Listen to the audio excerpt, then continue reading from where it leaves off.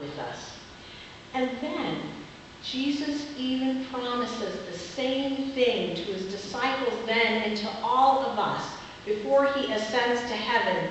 He says, I am with you always. What does this mean? It means that no place is no man's land, for God fills empty places and empty people with his presence. The third promise. God promises action. I will watch over you. As Walter Brueggemann rightly points out, the word for watching over, for keeping Jacob safe, is a shepherding word. God will shepherd Jacob, even though, maybe even especially, because Jacob is outside of the land. He's facing danger. The good shepherd keeps his sheep safe. And the fourth promise. God promises to bring Jacob home. Sweet words to a fugitive on a journey away from home. Homelessness will not be his life. Will we always be in exile? No, because God's promises make us a new home in our future, the new heavens and that new earth that we long for. Wow. Well, when Jacob woke up from his sleep, he thought, surely the Lord is in this place and I was not aware of it. How awesome is this place? This is none other than the house of God. This is the gate of heaven. All earth, even rest stops, or maybe airport terminals, or doctors' waiting rooms of our lives are crammed with heaven, with the smells and the sounds of true home.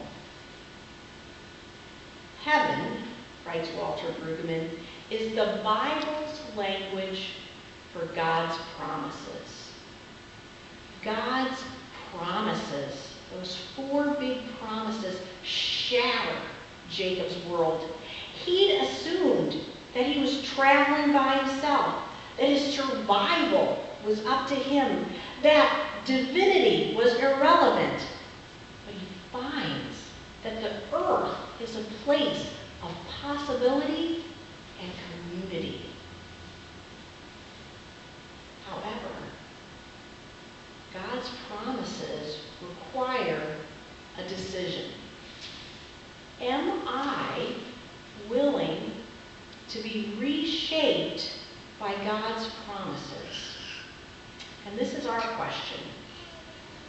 Are we willing to open our eyes and our ears, even in the in-between places of our lives, seemingly stuck far from the destinations that we desire for our future, to God's future for us? Jacob says yes.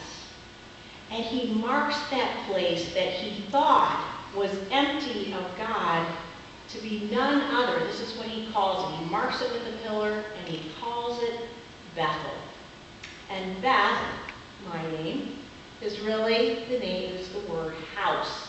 And El is God. So Bethel is the house of God. So that no man's land has been renamed house of God. As a congregation, we are in the midst of in-between times as we face Pastor George's retirement. And will we trust God's presence and his promise to guard over us? Will you face those frustrating places of exile or loss or stuckness in your life, confident that if you look long enough, you'll